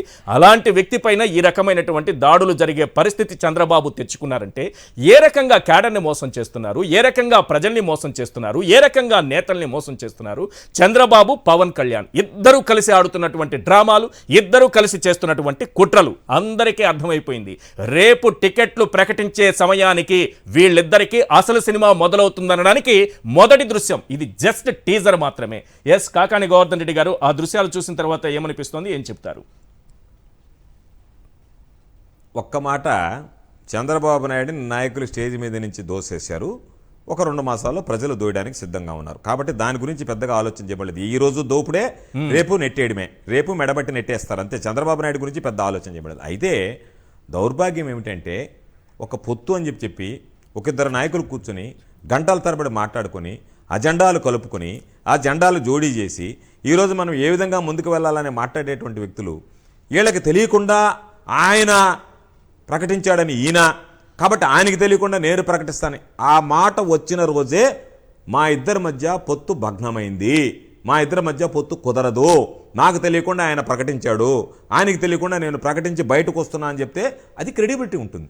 అటువంటిది ఏమీ లేకుండా ప్రతి మీటింగ్కి జెండాలు మాత్రం మీరు తీసుకురండి, అందరం కలిసి పనిచేద్దామని నేను క్షమాపణ చెప్తాను అన్నాడు. ఏది చంద్రబాబు నాయుడు చేసినటువంటి దానికి క్యాడర్కి నేను క్షమాపణ చెప్తానన్నాడు. అంటే చంద్రబాబు నాయుడికి క్యాడర్ నమ్ముకున్నాడు, చంద్రబాబు నాయుడికి తను నమ్ముకున్నటువంటి కార్యకర్తలను నమ్ముకున్నాడు, చంద్రబాబు నాయుడికి తన జెండాను అమ్మేశాడు, చంద్రబాబు నాయుడికి తన పార్టీని తాకట్టు పెట్టాడు. ఈరోజు చివరికి చంద్రబాబు నాయుడు తరఫున క్షమాపణలు చెప్పడానికి కూడా దిగజారాడు పవన్ కళ్యాణ్. కాబట్టి వీళ్ళిద్దరూ కలిసి ఆడుతున్న నాటకం అనేటువంటిది నాయకులకి కార్యకర్తలకి అర్థమైందే. కాబట్టి దానికి సంబంధించి ఆ పర్యవసానమే ఈరోజు చంద్రబాబు నాయుడు అనేటువంటి వాడిని నెట్టివేయడానికి కారణం. ఈరోజు జనసేనకు సంబంధించినటువంటి వాళ్ళు రగిలిపోతున్నారు. ఇతను ఎందుకు వచ్చాడు ఈ పార్టీలోకి, మనం ఎందుకు కలిసాం ఇతనితో అనేటువంటి బాధ వీళ్ళు పడుతున్నారు. ఎందుకంటే వాళ్ళందరి ఆలోచన ఉద్దేశం ఎక్కడికి పోయినా సరే సీఎం సీఎం సీఎం అన్నారు. గెలవనేవాడని పవన్ కళ్యాణ్ అనేటువంటి వాడు సీఎంగా పోటీ చేయాలని కోరుకున్నారు. దానికి భిన్నంగా ఇవన్నీ తీసుకెళ్లి చంద్రబాబు నాయుడు దగ్గర ప్యాకేజీకి తాకట్టు పెట్టాడు. కాబట్టి ఈరోజు చంద్రబాబు నాయుడికి ఆ పరిస్థితి ఎదురైంది, రేపు జనంలోకి వస్తే పవన్ కళ్యాణ్కి అదే పరిస్థితి ఎదురవుతుంది. రేపు వీళ్ళ టికెట్ల అనౌన్స్మెంట్ స్టార్ట్ అయిన తర్వాత ఇటు తెలుగుదేశం పార్టీలో కానీ జనసేనలో కానీ చంద్రబాబు పవన్ కళ్యాణ్ ఇద్దరే మిగులుతారు తప్ప క్యాడర్ కూడా ఎవరి దారిని వాళ్ళు చూసుకుంటారు. వీళ్ళిద్దరు ఆలోచన వైఎస్ఆర్ కాంగ్రెస్ పార్టీ టికెట్లన్నీ ఖరారైతే వీళ్ళు ఎక్కడికి వెళ్ళడానికి వీలు లేకుండా అష్టదిగ్బంధం చేసి చివరిలో మనం ఏమిస్తే అది తీసుకుంటారు, లేకపోతే బోళ్ళ పడుకుని ఏడుస్తారు. ఇంకా అంతకన్నా చేయగలిగేది ఏమి లేదని ఇద్దరు నాయకులు 2 పార్టీలకు సంబంధించినటువంటి వాళ్ళ మీద ఆశలు పెట్టుకున్నటువంటి ఎమ్మెల్యేలుగా పోటీ చేయాలనేటువంటి వాళ్ళని ఊచకోత కోయడానికి, ఎమ్మెల్యే అభ్యర్థులుగా ఉన్నటువంటి వాళ్ళని నమ్మించి ఊచకోత కోయడానికి సిద్ధపడి ఇటువంటి నిర్ణయాలు తీసుకున్నాడు. అందులో భాగంగానే ఈరోజు ముందుగానే పసిగట్టి గ్రహించినటువంటి వ్యక్తుల్లో ఆ ఆవేశం పెళ్ళుబుకుతుంది. కాబట్టి ఆ ఆగ్రహ జ్వాలల్లో ఈరోజు చంద్రబాబు నాయుడికి అటువంటి పరాభవం జరిగింది. ఇది సాధారణమైనటువంటి పరాభవం. రేపు ప్రజాక్షేత్రంలో చంద్రబాబు నాయుడిని మెడబెట్టి నెట్టడానికి నాయకులు జనసేనకు సంబంధించినటువంటి వాళ్ళు రాష్ట్ర ప్రజలందరూ సిద్ధంగా ఉన్నారు. ఆ రోజు అసలైనటువంటి చంద్రబాబు నాయుడికి అర్థమవుతుంది, ప్రజలు నన్ను మోసం చేయడానికి ప్రయత్నం చేస్తే ఏ విధంగా నేను తిరిగి వాళ్ళ చేతిలో ఆగ్రహానికి గురై మరలా బహిష్కరిస్తానని ప్రజా కోర్టులో నుంచి అనేటువంటిది కూడా త్వరలోనే ఇద్దరికి అర్థమవుతుంది, పవన్ కళ్యాణ్కి చంద్రబాబు నాయుడికి. మీ నాటకాలన్నీ కూడా బహిర్గతం కావడానికి ఈ పచ్చ మీడియా వాటికి ఏదో మసిబూసి మారేడికాయ చేసి లేనిది ఉన్నట్టుగా ఉన్నది లేనట్టుగా సృష్టించేటువంటి ప్రయత్నం చేస్తుంది. ఇవన్నీ కూడా బహిర్గతం అవుతున్నాయి, ఇవన్నీ కూడా వాస్తవాలు వెలుగు చూస్తున్నాయి. దీనివల్ల రేపు రాబోయేటువంటి రోజుల్లో వీళ్ళిద్దరిని చీకొట్టి తరిమేసేటువంటి పరిస్థితి ప్రజల్లో కాదు, ఆ పార్టీలకు సంబంధించినటువంటి నాయకుల కార్యకర్తలను కూడా ఏర్పడబోతోంది. రైట్, మీ పార్టీలో టికెట్ల కేటాయింపు అనేది అసంతృప్తులకు దారితీసింది. అసలు మీరు టికెట్ ఇచ్చినా మేము పోటీ చేయలేమని చాలా మంది పారిపోతున్నారు. కొద్దిసేపటి క్రితమే చంద్రబాబు మాట్లాడిన మాటలు, ఆయన తోసేయడానికి ముందు మాట్లాడిన మాటలు ఇవన్నీ కూడా. అసలు మీ పార్టీ నుంచి పోటీ చేయడానికి కూడా ఎవరు సిద్ధంగా లేరట, అసంతృప్తి అంట, ఓడిపోయే పార్టీలో మేమెందుకు ఉంటామని అందరూ బయటకు వస్తున్నారట. మరి దాని గురించి ఏం చెప్తారు? ఈరోజు స్పష్టంగా వైఎస్ఆర్ కాంగ్రెస్ పార్టీకి సంబంధించి ఎంత ఒత్తిడి ఉందో సీట్ల విషయంలో అనేటువంటిది ప్రతి ఒక్కరికి తెలుసు. దాని గురించి మనం ప్రత్యేకంగా గొప్పగా చెప్పుకోవాల్సినటువంటి అవసరం లేదు. మాకు జగన్మోహన్ రెడ్డి గారు బీ ఫార్మ్ ఇస్తే మేము గెలుస్తాము, కాబట్టి మాకు బీ ఫార్మ్ ఇప్పించండి అని చెప్పి ఎక్కడన్నా క్యాండిడేట్ని చేంజ్ చేస్తారు అనేటువంటిది రాగానే 10 మంది వస్తున్నారు ఈరోజు. మేము ఉంటామని ఎవరి పార్టీ కూడా. ఎందుకంటే ఈ జిల్లాలో నేను కూడా మంత్రిగా ఉన్నాను కాబట్టి ఏదన్నా ఒక సీటు దగ్గర ఏదన్నా వస్తే నా దగ్గరికి వచ్చేటువంటి వాడు నా మీద వచ్చేటువంటి ఒత్తిడి నేను అర్థం చేసుకోగలను. అయితే దీంట్లో చంద్రబాబు నాయుడు లాగా దొంగాటలు దోబుచ్చులు ఆటలు జగన్మోహన్ రెడ్డి గారు ఆడలేదు. జగన్మోహన్ రెడ్డి గారు దాదాపుగా 2 సంవత్సరాల నుంచి సమావేశాలు ఏర్పాటు చేసి మీ గ్రాఫ్ పెంచుకోండి, మీకు సంబంధించినటువంటిదంతా మొత్తం మీ చిట్టా మీ చరిత్ర నా దగ్గర ఉంది, కాబట్టి మీరు గనక మీ గ్రాఫ్ పెంచుకోలేకపోతే మనం పోటీ చేసి ఓడిపోతే మనల్ని నమ్ముకున్నటువంటి ప్రజలకు మనం అన్యాయం ద్రోహం చేసినటువంటి వాళ్ళు అవుతాం. కోట్లాది మంది ప్రజలు మనల్ని నమ్ముకొని ఉన్నారు. ఆ కోట్లాది ఆశలు ఆకాంక్షలు ముందుకు తీసుకువెళ్లాలంటే మనం ప్రభుత్వం అధికారంలోకి రావాలి, ఈ సంక్షేమ పథకాలు అమలు కావాలి, పేదవాడు ఆర్థికంగా నిలదొక్కోవాలి, మెరుగైనటువంటి సమాజాన్ని మనం స్థాపించాలి అనేటువంటి ఆలోచనతో అనేక సందర్భాలు ఆయన చెప్పాడు. దానికి అందరూ అంగీకరించాం, అందరం సరేనన్నాం, గెలిచేవాడికే టికెట్ ఇవ్వమన్నాం.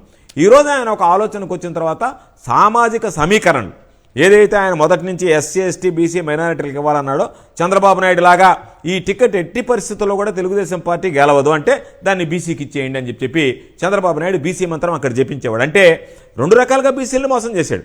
ఓడిపోయేటువంటి టికెట్ బీసీలకు ఇచ్చి పాపం వాళ్ళకి అన్యాయం చేశాడు. బీసీలకు టికెట్లు ఇస్తే వాళ్ళు ఓడిపోతారు కాబట్టి బీసీలకు టికెట్ ఇవ్వడమే నేరము, ఇవ్వడం తప్పు అనేటువంటి మరొక కొత్త సాంప్రదాయాన్ని తీసుకొచ్చాడు. 2 విధాలా బీసీలకు అన్యాయం నష్టం జరిగింది. అటువంటిది లేకుండా గెలిచేటువంటి సీట్లు ఏదన్నా ఉంటే వాటిని సామాజిక సమీకరణలో సర్దుబాటు చేయాలి. దానితో పాటు గెలిపే ప్రామాణికంగా ఏ వ్యక్తులు అయితే గెలుస్తారో వాళ్ళకి టికెట్లు ఇవ్వాలనేది ఈరోజు చెప్పేటువంటి మాట కాదు. 2 సంవత్సరాల నుంచి దాదాపుగా 2022 సంవత్సరం నుంచి జగన్మోహన్ రెడ్డి గారు పదే సమావేశాల్లో చెప్పారు. అది అన్ని మీడియాల్లో కూడా, మనకి అనుకూల మీడియాలో వ్యతిరేక మీడియాలో అన్ని మీడియాల్లో కూడా ప్రతి ఒక్కరు కూడా రాశారు. ఏమనంటే ఈ విధంగా జగన్మోహన్ రెడ్డి గారు చెప్పాడు, జగన్మోహన్ రెడ్డి గారు నేను టికెట్ ఇవ్వనంటున్నాడు అని చెప్పి ఆ రోజు కూడా కొంత వ్యతిరేకంగా రాసినటువంటి నేపథ్యం కూడా ఉంది. కానీ ఆయన స్పష్టంగా చెప్పిన తర్వాత ఈరోజు ఎక్సర్సైజ్ స్టార్ట్ అయింది. ఎన్నికలకు సంబంధించినటువంటి ప్రణాళిక, ఎన్నికలకు దిగేటువంటి సమయం అయింది, ఎన్నికలు ఆసన్నమయ్యాయి కాబట్టి దాని ప్రకారం ఎవరెవరికి ఇవ్వాలనేటువంటిది అన్ని విధాల విస్తృత ప్రయోజనాల దృష్ట్యా ఆలోచన చేసి ఏ విధంగా అందరికీ న్యాయం చేయాలా, పార్టీ ఏ విధంగా అధికారంలోకి రావాలనేటువంటి దాని మీద సహజంగా నాయకుడు దృష్టి పెడుతున్నాడు. దానిని కూడా చెలవల పలవలు జోడించి రకరకాలుగా మాట్లాడి ఈరోజు వైఎస్ఆర్ కాంగ్రెస్ పార్టీకి సంబంధించి టికెట్ ఇవ్వలేకపోతున్నామంటే కళ్ళనీళ్ళ పర్యంతం అవుతున్నారు. కారణం ఏమిటి? అయ్యో నేను వెనకబడిపోతున్నానా, ఈ పార్టీలో నాకు టికెట్ వస్తే నేను ఎమ్మెల్యే అవుతాను కదా అనే భావం ఉంది కాబట్టే వాళ్ళు అయ్యో అనే ఆవేదన పడుతున్నారు. నేను ఎమ్మెల్యే కాలేకపోతున్నానని ఆవేదన పడుతున్నాడు, లేకపోతే సంతోషంగా వెళ్ళిపోయిండేవాళ్ళు. కాబట్టి టికెట్ ఇవ్వలేము అని చెప్పినటువంటి వాళ్ళ దగ్గర నుంచి వచ్చేటువంటి మాటలు తప్ప టికెట్ వద్దు అని చెప్పేటువంటి వాడిని ఒక్కడిని చూపించమని చెప్పి నేను అడుగుతున్నా. రైట్, అయితే మీరు చెబుతున్న దాన్ని బట్టి చూస్తే ఈ మార్పులు చేర్పులు అనేవి ఒకటి సోషల్ ఇంజనీరింగ్ ఒకటి కనిపిస్తోంది, సామాజిక న్యాయం చేయాలనేది ఒకటి, రెండవది గెలుపు లక్ష్యం. ఈ రెండింటిని బేస్ చేసుకుని ఇప్పుడు మీరు చేస్తున్నటువంటి మార్పులు చేర్పులు ఇవి మీ టార్గెట్ 175కి 175ని రీచ్ కాగలదనిపిస్తోందా?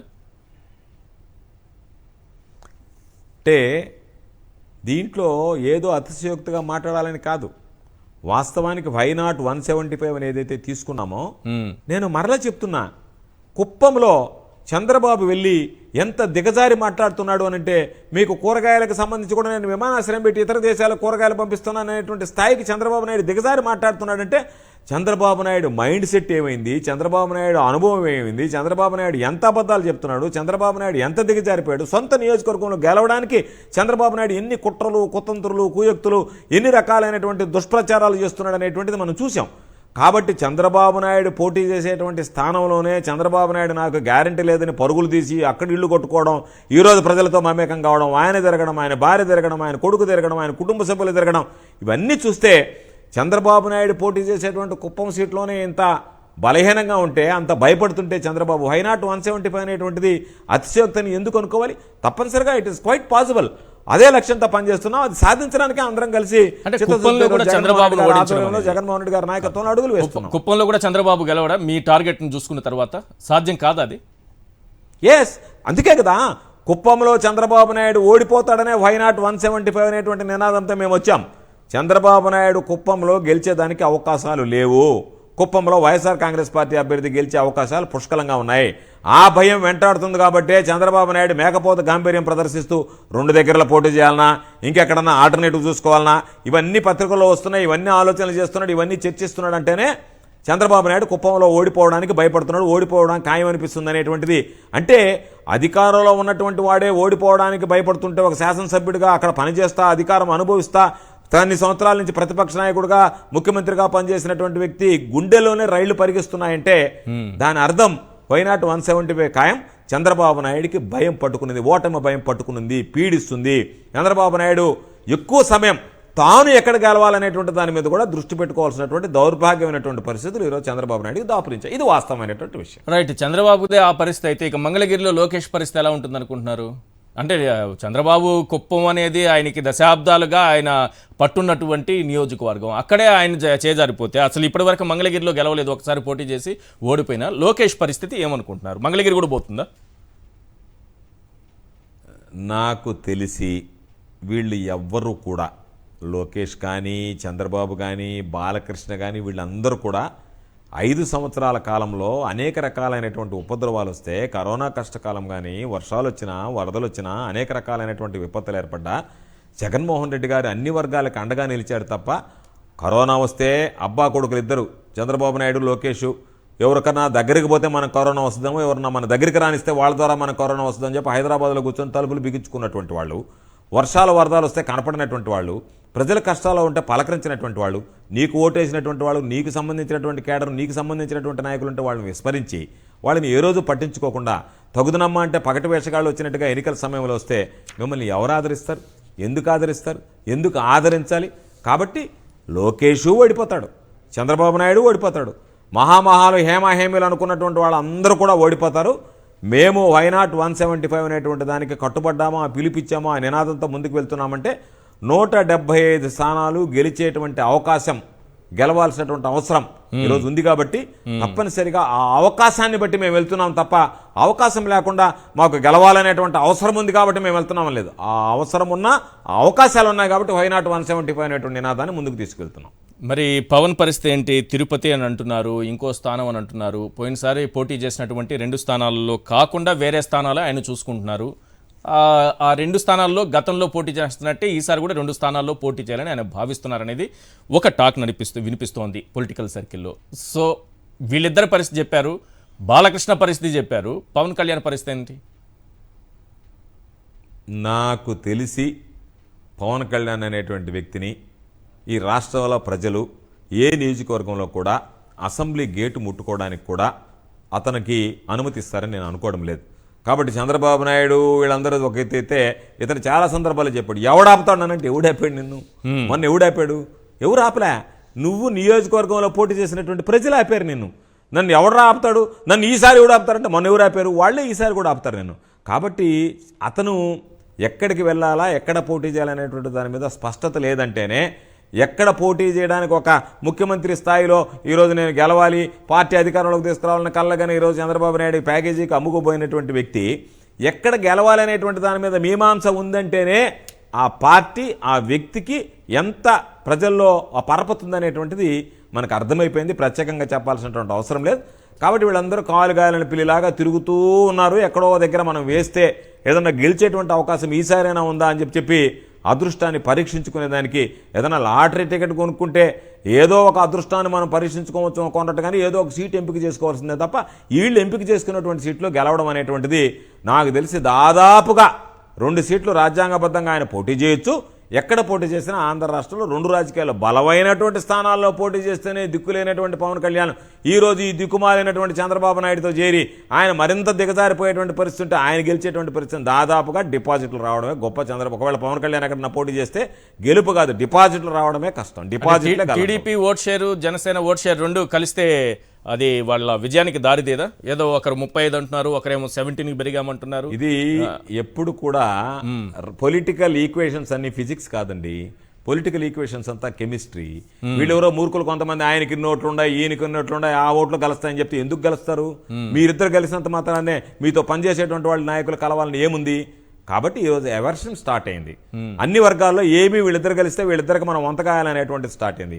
మీకున్నటువంటి వర్గాలను ఒకరి మీద ఒకరికి అభద్రతా భావం ఏర్పడింది, ఒకరి మీద ఒకరికి ఈర్ష్యా ద్వేషాలు రగులుకుంటున్నాయి. ఆ వర్గానికి సంబంధించి తెలుగుదేశంలో ఉండే వాళ్ళని సంబంధించి వీళ్ళు కాలు రూతున్నారు, వీళ్ళని సంబంధించి వాళ్ళు కాలు రూతున్నారు. వాళ్ళకి టికెట్ ఇస్తే వీళ్ళు ఓడగొట్టాలనుకుంటున్నారు, వీళ్ళకి టికెట్ ఇస్తే వాళ్ళు ఓడగొట్టాలనుకుంటున్నారు.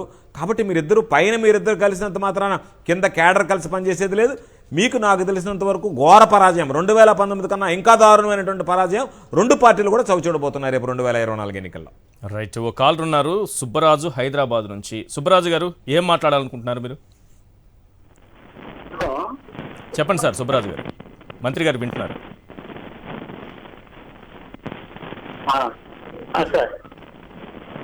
సార్ నమస్కారం అండి. చెప్పండి, వింటున్నారు. నమస్తే అండి సుబ్బరాజు గారు, నమస్కారం. సార్ ఏమీ లేదండి, ఇప్పుడు యాక్చువల్ గా నేను ఏపీకి సంబంధించిన వాడిని చెప్తున్నారు కదా, ఏపీకి సంబంధించిన వాడిని వింటున్నాను. చెప్పండి, వినపడుతుంది చెప్పండి, క్లియర్ గా ఉంది, వినపడుతుంది. తెలంగాణలో ఉన్నా, నాకు నా భార్య పేరు మీద అక్కడ ఒక 1/2 ఎకరం పొలం ఉంది సార్. అతనికి సార్ సార్ ఉన్నారు కదా, ఉంది, వర్తించట్లేదు. నా భార్యకి అది వర్తించట్లేదు. అది మీరు రైతు అది ఇస్తారు కదా, అదని సార్ రైతు భరోసా. రైట్, రాజేంద్ర నంద్యాల నుంచి. ఎస్ రాజేంద్ర గారు. హలో రాజేంద్ర గారు. రైట్, కాల్ డ్రాప్ అయినట్టుంది. సార్, మీరు భీమిలిలో పెట్టినటువంటి సభ, సిద్ధం సభ, ఎన్నికల శంఖారావాన్ని పూరించారు. సరే, దానిపైన ఏం రాశారు పేపర్లో తర్వాత చెప్తాను. ఈ సభ అనేది మీ పార్టీలో కేడర్ నుంచి, అంటే కార్యకర్తల నుంచి నాయకుల వరకు ఎలాంటి ఆత్మస్థైర్యాన్ని నింపింది? అంటే ఇది ఈశ్వర్ గారు, ఈ పార్టీ జగన్మోహన్ రెడ్డి గారు ఎన్నికలకు ముందు ఏ విధంగా అయితే నూతన ఉత్తేజాన్ని ఇవ్వగలిగాడో 5 సంవత్సరాలు నూతన ఉత్తేజం ఉన్నది. సిద్ధం సభ అనేటువంటిది ఎందుకు నేను దాని గురించి మాట్లాడలేదు అంటే, చంద్రబాబు నాయుడు సభల గురించి మనం మాట్లాడుకునేటప్పుడు సిద్ధం లాంటి సభల గురించి అసలు మనం పొచ్చుకైనా దాన్ని ఎత్తకూడదు. ఎందుకంటే సిద్ధం సభ జరిగింది. సిద్ధం సభ భీమిల్లో జరిగితే తెలుగుదేశం పార్టీకి కరుడు కట్టినటువంటి తెలుగుదేశం పార్టీ నాయకులు ఎవరైనా ఎక్కడ కనపడితే సిద్ధం సూపర్ సక్సెస్ అన్నారు. ఎక్కడ ఒక్క మాట కూడా మాట్లాడడానికి అవకాశం ఇవ్వలేదు. జగన్మోహన్ రెడ్డి గారు ఒక సభ పెడితే వేలాది మంది, లక్షలాది మంది తరలి వస్తున్నారు అని అంటే జగన్మోహన్ రెడ్డి గారి పట్ల ఉన్నటువంటి ఆకర్షణ, జగన్మోహన్ రెడ్డి గారు చెప్పారు మాకు చేశారు అనేటువంటి నమ్మకం, విశ్వాసం, ప్రేమ, అభిమానం, దాంతో జనం వస్తారు తప్ప నేను అదే చెప్తున్నా. సమరశంఖారావం నేను చంద్రబాబు నాయుడు ఎక్కడ పెట్టాడో అక్కడ పెడితే ఎన్నికలకు ముందు జనం విరగబడి వస్తే, ఆ రోజు నేను జిల్లా అధ్యక్షుడిగా ఉన్నా, భయపడ్డా, స్థలం చాలలేదు, నేషనల్ హైవే ఉంది, నేషనల్ హైవే దాకా జనం వెళ్ళారు, నేషనల్ హైవే నుంచి మధ్యలో ఉన్నటువంటి డివైడర్ మీద ఎక్కారు జగన్మోహన్ రెడ్డి గారిని చూడడానికి. భయం వేసింది ఏదన్నా యాక్సిడెంట్ జరుగుతుందేమోనని. అనేక సందర్భాలు అనౌన్స్ చేశాం, మీరు దయచేసి నేషనల్ హైవేకి ముందుకు రండి, పక్కకు రండి అని చెప్పాం. అటువంటిది జగన్మోహన్ రెడ్డి గారి సభలు, జగన్మోహన్ రెడ్డి గారికి ఉండేటువంటి ఆకర్షణ, జగన్మోహన్ రెడ్డి గారికి ఉండేటువంటి చరిష్మా, జగన్మోహన్ రెడ్డి గారి మాటకు ఉండేటువంటి విలువం, గౌరవం అనేటువంటిది నక్కకి నాగలోకానికి ఉన్నంత తేడా ఉంటుంది చంద్రబాబుకి. కాబట్టి జగన్మోహన్ రెడ్డి గారిని చూడాలి, జగన్మోహన్ రెడ్డి గారిని వినాలి, జగన్మోహన్ రెడ్డి గారికి మనం చేసినటువంటి సహాయానికి మనం ఈరోజు మన ప్రాంతానికి వస్తే వెళ్ళి ఆయన చూసి ధన్యవాదాలు చెప్పి రావాలంటే మనం హాజరు కావడమే జగన్మోహన్ రెడ్డి గారికి మనం ధన్యవాదాలు చెప్పినట్టుగా భావిస్తూ ఈరోజు ప్రజలందరూ అంత పెద్ద ఎత్తున ఇచ్చేస్తున్నారు. ఎవ్వరు కదలటం లేదు, ఊలకటం లేదు. ఎక్కడైనా సరే ఒకటే బిగినింగ్ నుంచి అయిపోయేంత వరకు హర్షధ్వానాలు, చప్పట్లు మారుమోగాయి. ఈరోజు కొట్టండి తమ్ముళ్ళు చప్పట్లు అంటే జనాలు ఏమంటున్నారు, ఎందుకు కొట్టాలి నీకు చప్పట్లు అనేటువంటి విధంగా మాట్లాడుతున్నారు. చప్పటి కొట్టేటువంటి వాడు లేడు, చప్పటి కొట్టకుండా చప్పగా ఉంది. ఆ చప్పగా ఉంటే నువ్వు పాపం కొట్టు కొట్టు కొట్టు కొట్టు అని అంటే నిన్ను కొట్టడానికి సిద్ధపడుతున్నారు తప్ప స్టేజ్ మీదలో జనాలు చప్పట్లు కొట్టడానికి సిద్ధపడటం లేదు. జగన్మోహన్ రెడ్డి గారిని చూస్తే చప్పట్లు మోగుతున్నాయి, జగన్మోహన్ రెడ్డి గారు మాట్లాడితే ఏలాలు మోగుతున్నాయి, జగన్మోహన్ రెడ్డి గారు మాట్లాడితే కేరింతలు వస్తున్నాయి, జగన్మోహన్ రెడ్డి గారు మాట్లాడితే అన్ని వర్గాల నుంచి హర్షధ్వానాలు వస్తున్నాయి. కాబట్టి జగన్మోహన్ రెడ్డి గారి సభలని ఈ దేశంలోనే మనం పోటీ చేయలేం. అటువంటిది ఈ రాష్ట్రంలో ఇటువంటి వ్యక్తులు పెట్టేటువంటి సభలకి, జగన్మోహన్ రెడ్డి గారి సభలకి అసలు ఎక్కడా పోటీ ఉండదు. జగన్మోహన్ రెడ్డి గారి సభ అంటే అది ఒక స్థాయిని మించినటువంటి సభ. మనం ఊహించినటువంటి దానికన్నా మెనుగా ఈరోజు ఇంతతో జరుగుతుందంటే మనం వెళితే ఇంతకన్నా బ్రహ్మాండంగా జరిగింది. అందుకే చెప్పే మీకు, జగన్మోహన్ రెడ్డి గారు రాకుండానే జగన్మోహన్ రెడ్డి గారు ప్రతినిధులుగా వచ్చేటువంటి వాళ్ళని ప్రజలు ఆదరిస్తుంటే జగన్మోహన్ రెడ్డి గారికి ఎంత పెద్ద ఆదరణ ఉంటుందనేటువంటిది ఆంధ్ర రాష్ట్రంలో ప్రత్యేకంగా చెప్పాల్సినటువంటి పనే లేదు కదా. రైట్, అక్కడ చూస్తుంటేనే ఇన్నేళ్ల చరిత్రలో, రాజకీయ పార్టీల చరిత్రలో ఇలాంటి సభ ఇంతవరకు ఎవరు నిర్వహించలేదు. అంత జనాన్ని ఒక్కసారిగా 2 కళ్ళతో ఎవరు చూసినటువంటి సందర్భం కూడా ఉండదు. ఆ స్థాయిలో ఉంటే ఇదే వార్తని ఆంధ్రజ్యోతి దినపత్రిక ఫైనల్ క్లోజ్ చేసే ముందు ప్రతి దాంట్లో కూడా జగన్మోహన్ రెడ్డి గారి రికార్డుని జగన్మోహన్ రెడ్డి గారి బ్రేక్ చేసుకుంటున్నారా. ఈ సభకు 1,00,000 మంది వచ్చారంటే ఇంకో సభకు 1,50,000 మంది, ఇంకొక సభకు 2,00,000 మంది. కాబట్టి ఆయనకు సభకి ఇంత మంది ఎప్పుడు రాలేదు అనుకుంటే మళ్ళీ జగన్మోహన్ రెడ్డి గారు రెండో సభకు అబ్బా ఇంతమంది ఎప్పుడు రాలేదన్నట్టుగా ఆయన రికార్డును ఆయనే బ్రేక్ ఇది మాత్రం రికార్డ్. 2 కళ్ళు సరిపోవంటారు పెద్దలు చెప్తూ ఉంటారు కదా, చూడడానికి 2 కళ్ళు సరిపోవని. ఆ విధంగానే ఉంది అక్కడ జనం వచ్చినటువంటి విధానం చూస్తుంటే. కానీ 11వ పేజీలో ఆంధ్రజ్యోతి దినపత్రిక కూడా జనం అనేటువంటిది కనుచూపు మేరలో జనం కనిపించింది. ఆంధ్రజ్యోతి దినపత్రిక వారికి యాజమాన్యానికి ఎంత భయం గొలుపుంటే ఈ వార్తని 11వ పేజీలో వచ్చేశారు. ఒకటి. రెండోది, టార్గెట్ 3 లక్షలు, వచ్చింది 30,000 అంట. వచ్చింది 30,000 మందే, 1000కి పైగా ఆర్టీసీ బస్సులు పెట్టారంట, అయినా జనం రాలేదంట. వచ్చిన వాళ్ళు కూడా పారిపోయారట. అక్కడ జగన్మోహన్ రెడ్డి గారి మీటింగ్ లైవ్ ఇచ్చారు. జగన్మోహన్ రెడ్డి గారి మీటింగ్ లైవ్ లో అందరం చూసాం. ఎంతమంది జనం ఉండగలరు అనేటువంటిది అందాజుగా మనం ప్రతి ఒక్కరూ లక్షల్లో వచ్చారు జనం అనేటువంటిది ఎవరు చెప్పినా చెప్పకపోయినా నిర్వివాదాంశమైనటువంటి విషయం మనందరం ఒప్పుకుని తీరాల్సినటువంటిది. జగన్మోహన్ రెడ్డి గారు ఆ సమావేశం పూర్తయినంత వరకు జనాలు కదలలేదు, జనాలు కూర్చున్నారు ఓపికగా. అంటేనే జగన్మోహన్ రెడ్డి గారు ఏమి చెప్తారో వినాలి, జగన్మోహన్ రెడ్డి గారు ఉన్నంతసేపు మన సంఘీభావం తెలపాలి, జగన్మోహన్ రెడ్డి గారితోనే మనం ఉండాలనేటువంటి ఆ ప్రేమ, అభిమానం, అటాచ్మెంట్ ఉంది కాబట్టి ఉన్నారు తప్ప నీలాగా వచ్చిన వెంటనే జనాలు లేచి పారిపోయేటువంటి పరిస్థితుల్లో జగన్మోహన్ రెడ్డి గారు వస్తే జగన్మోహన్ రెడ్డి గారు ఎంతసేపు ఉన్నారో అంతసేపు కూర్చొని కనుచూపు మేర జనం ఒక ప్రజా సముద్రం లాగా, ఒక అలల్లాగా జనాలు, కెరటాల్లాగా ప్రజలు వస్తే దానికి సంబంధించి ఒప్పుకోవడానికి మనసు అంగీకరించకుండా రాసేటువంటి పిచ్చి రాతలని ఈరోజు ప్రజలు పట్టించుకునేటువంటి పరిస్థితుల్లో లేరు. ప్రజలకు కూడా రోత పడుతూ ఉంది ఈ పత్రికలను చూస్తే. కాబట్టి పాపం వాళ్ళ ఆ కడుపు మంట ఏమి రాయాలో తెలియక లోపల పేజీలో ఎక్కడో దగ్గర ప్రజలు చీకొడతారేమో, మరలా మనల్ని మన పేపర్లు తగలబెడతారేమో, వీటన్నిటితో ఎక్కడో దగ్గర చిన్న ఆర్టికల్ రాయాలి. అదే నేను చెప్పేది. తట్టుకోలేక, రాయడానికి మనసు లేక, బాగా జరిగిందని చెప్పుకోలేక ఎక్కడో దగ్గర ఒక మూలేసి దాన్ని ఏదో ఒక విధంగా విమర్శించి దాన్ని పక్కన పెట్టి ఏదో ఒక విధంగా జనాలను డైవర్ట్ చేయాలని వీళ్ళ వల్ల కాదు. పత్రికలు వీళ్ళందరూ అనుకుంటే ఏ పని అయితే వీళ్ళే ముఖ్యమంత్రులను తయారు చేసేస్తుండేవాళ్ళు. Right, thank you sir. Kakani Govardhan Reddy గారు, ఇవాళ బిగ్ క్వశ్చన్లో మీరు పాల్గొన్నందుకు థ్యాంక్ యూ సో మచ్. ఇది వాళ్ళ బిగ్ క్వశ్చన్. చూస్తూనే ఉండండి సాక్షి టీవీ.